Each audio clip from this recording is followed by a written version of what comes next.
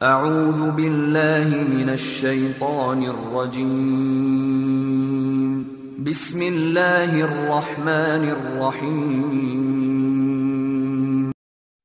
এবং দিন পালনের ক্ষেত্রে তোমরা শিথিল, দিন পালনের ক্ষেত্রে তোমরা অসম্পূর্ণ, দিন পালনের ক্ষেত্রে তোমরা আধুরা। মহিলা সাহাবায়ে কেরাম জিজ্ঞেস করেন, ইয়া রাসূলুল্লাহ, আমাদের আকল কম, এটা কিভাবে বুঝলাম? আমাদের দিনদারির ক্ষেত্রে আমরা অল্প, আমরা অর্ধেক, এটা কিভাবে বুঝলাম? আল্লাহ রাসূল সাল্লাল্লাহু আলাইহি ওয়াসাল্লাম বলেন, হে মহিলারা, যখন কোন বিষয়ে সাক্ষীর প্রয়োজন হয়, তোমরা কি দুইজন মহিলা এক পুরুষের সমান নয়? বলে যে জি ইয়া রাসূলুল্লাহ। তা এটাই হলো তোমাদের আকলের কমতি। আবার জিজ্ঞেস করেন, যখন তোমাদের মাসিক হয়, যখন তোমাদের হাইজ নেফাজ হয়, তোমরা কি তখন নামাজ পড়ো? না ইয়া রাসূলুল্লাহ। এটাই হলো তোমাদের দিনদারির মধ্যে তোমরা কম। ও মুসলমান, জিজ্ঞেস করতে চাই, যার আকল কম, যার আমল কম, যার দিনদারি কম, আল্লাহ তাআলা এদেরকে নবী বানায় পাঠালেন কোন হিসাবে? আল্লাহ কি আকল নাই? আল্লাহ কি বেআকল? নাউযু বিল্লাহি মিন যালিক, সুবহানাল্লাহি আম্মা ইউশরিকুন। এরা যে নবী, যে মহিলাদেরকে নবুয়ত দিয়ে দুনিয়াতে পাঠাইলো, দেখেন না, এক বলতেছে বিবি ফাতেমা বলেন নবী। আল্লাহ তাআলা বলেন, মা কানা মুহাম্মাদুন আবা আহাদিন মির রিজালিকুম ওয়ালাকিন রাসূলুল্লাহি ওয়া খাতামান নাবিয়্যিন। আমি দুনিয়ার বুকে মুহাম্মাদের কোন সন্তান, দুনিয়াতে পুরুষ সন্তান রাখিনি। ও দুনিয়ার মানুষ, তোমাদের কোন পুরুষের বাবা নন মুহাম্মদ। তিনি হলেন নবী, তিনি হলেন রাসূল, তিনি সর্বশেষ নবী, তারপরে কোন নবী নেই। আল্লাহ রাসূল নিজে বলেন, আনা খাতামুন নবিয়্যিন লা নবিয়্যা বাদি। আমি হলাম শেষ নবী, আমার পরে কোন নবী নেই। আমি হলাম শেষ নবী, আমার পরে কোন নবী নেই। অথচ ডাক্তার জাকির নায়েক বলে, 1 নম্বর খণ্ডের 355 নম্বর পৃষ্ঠায় ডাক্তার জাকির নায়েক বলতেছে যে মহিলাদের মধ্য থেকে হযরত ফাতেমাকেও আল্লাহ তাআলা নবুয়ত দিয়ে পাঠাইছে। আল্লাহ রাসূল ভাই, আমার পরে কোন নবী নেই। হযরত ফাতেমা রাসূলের আগে ইন্তেকাল করছেন না পরে? বলেন না, আগে না পরে? পরে। রাসূল বলেন, আমার পরে কোন নবী নেই। অথচ ফাতেমা রাদিয়াল্লাহু তাআলা রাসূলের পরে দুনিয়াতে ছিলেন। তো এই যে রাসূল এর পরে দুনিয়াতে ফাতেমা থাকা মানে নবী দুনিয়াতে থেকে যাওয়া। তাহলে আল্লাহ যে বলেছেন কোরআনে, আমার রাসূলের পরে কোন নবী হবেন না, আল্লাহ রাসূল যে বলেছেন আমার পরে কোন নবী হবেন না, ফাতেমা যদি পরে ইন্তেকাল করেন, ফাতেমা দুনিয়াতে নবী হয়ে রইলেন, তাহলে সরাসরি সূক্ষ্মভাবে গোপনে গোপনে এটা মুসলমানদের ঈমান ধ্বংস করে খতমে নবুয়তকে অস্বীকার করা,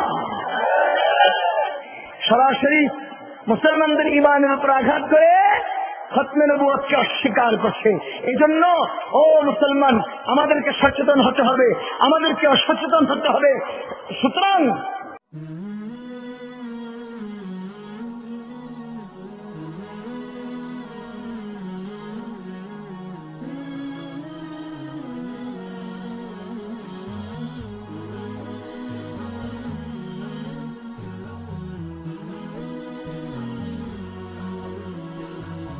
মধ্য থেকে। আসসালামু আলাইকুম, আমি সাইমা কাজী। আমার প্রশ্নটা হলো, ইসলামে কোনো মহিলা নবী নেই কেন?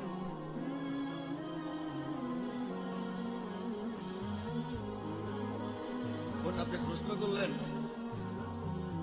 কেন ইসলাম ধর্মে কোনো মহিলা নবী নেই। যদি নবী বলতে বুঝিয়ে থাকেন যে ব্যক্তির কাছে ওহী নাজিল হয় আর যিনি অন্যান্যদের নেতা হিসেবে কাজ করেন, তাহলে একথা আমি নিশ্চিতভাবে বলতে পারি যে ইসলাম ধর্মে কোনো মহিলা নবী নেই। আমার মতে এটাই সঠিক। কারণ যদি কোন মহিলা কখনো আল্লাহ নবী হতেন, কোরআন পরিষ্কারভাবে বলেছে যে পুরুষ হলো তার পরিবারের নেতা। তাহলে পরিবারের নেতাই যখন পুরুষ, তাহলে একজন নারী কিভাবে সমাজের সব মানুষকে নেতৃত্ব দেবে? এবারে দ্বিতীয় অংশে আসি। একজন নবী জামাতের নামাজের সময় সাধারণত ইমামতি করেন। আর আমি আগেও বলেছিলাম যে নামাজের বিভিন্ন ভঙ্গি, যেমন কায়াম, রুকু, সেজদা, দাঁড়ানো, মাথা নোয়ানো আর উপর হয়ে সেজদা, যদি এগুলো মহিলা নবী করতেন, তাহলে পেছনে যারা নামাজ পড়বে তাদের অসুবিধা হতো। আর এছাড়াও দেখবেন যে নবীজি সাধারণ মানুষের সাথে প্রায় প্রতিদিনই দেখা করতেন। কোন মহিলা নবী থাকলে ইসলাম পুরুষ ও নারীর অবাধ মেলামেশার অনুমতি দেয় না।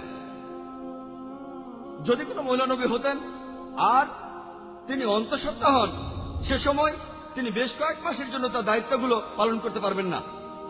যদি তার সন্তান থাকে তাহলে তার জন্য একই সাথে নবী ও মায়ের দায়িত্ব পালন করা কঠিন হয়ে যাবে। একজন পুরুষই ভালোভাবে নবীর দায়িত্ব পালন করতে পারবেন। একজন বাবাও একজন মহিলার তুলনায়, অর্থাৎ একজন মায়ের তুলনায় ভালোভাবে কাজ করতে পারবেন। কিন্তু যদি বলেন নবী হলেন সেই ব্যক্তি যিনি মনোনীত, যিনি বিশুদ্ধ আর পবিত্র, তাহলে অনেক উদাহরণ আছে। এ ব্যাপারে এখন যা কথা বলতে পারি, তিনি বিবি মারিয়াম রাদিয়াল্লাহু তাআলা আনহা।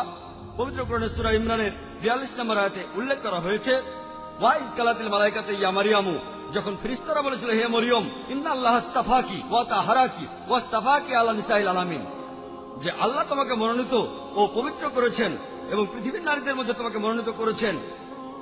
যদি আপনি বলেন নবী মানে সেই ব্যক্তি যিনি মনোনীত, যিনি বিশুদ্ধ, তাহলে আমরা এখানে উদাহরণ হিসেবে পাচ্ছি বিবি মারিয়াম রাদিয়াল্লাহু তাআলা আনহা, যিনি ছিলেন ঈসা আলাইহিস সালামের মা।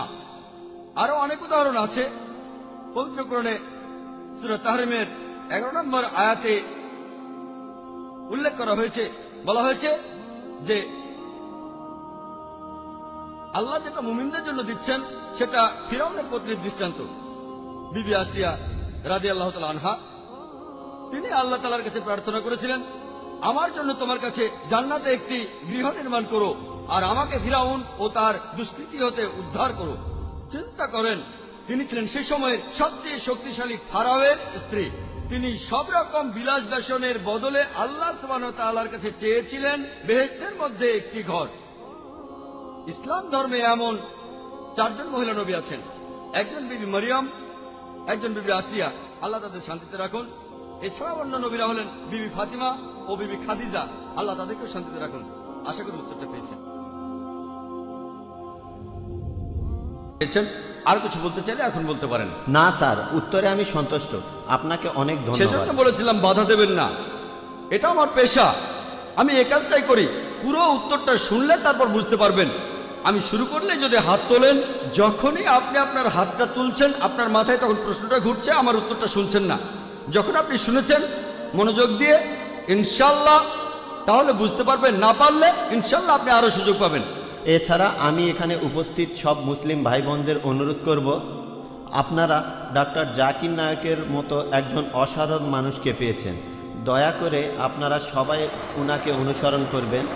অবশ্য এমন অনেক মানুষই আছে যারা ঠিক পুরোপুরি মেনে চলে না। আশা করি যে মুসলিম ভাই বোনেরা ইসলাম ধর্ম পালন করবে পুরোপুরি আর ইন্ডিয়াকে গর্বিত করবে।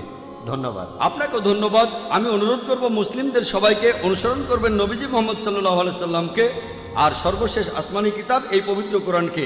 এখানে ভাই আপনি বললেন যে মুসলিমদের উচিত আমাকে অনুসরণ করা। আমি অনুরোধ করব তখনই আমাকে অনুসরণ করবেন যখন আমি কোরআন আর সহিহ হাদিস অনুসরণ করব। তাই আমি বলবো আমাকে অনুসরণ করার কথা বললেন, আমি বলবো আমাকে অনুসরণ করবেন না, কোরআন আর সহিহ হাদিসের সাথে মিললে অনুসরণ করবেন। যদি কোরআন আর সহিহ হাদিসের সাথে না মেলে তাহলে ডক্টর জাকির নায়কও জিরো। জাকির নায়কের তখন কোনো মূল্য নেই। আমি যা বলছি সেটা যদি চূড়ান্ত আসমানি কিতাব পবিত্র কোরআনের সাথে মেলে আর শেষ নবী মুহাম্মদ সাল্লাল্লাহু আলাইহি সাল্লামের কথার সাথে মেলে তাহলে অনুসরণ করবেন। আমি অনুরোধ করব আমার কথার সাথে কোরআন আর হাদিসের মিল থাকলে তবে অনুসরণ করবেন। ভাই অভিষেক এসেছে।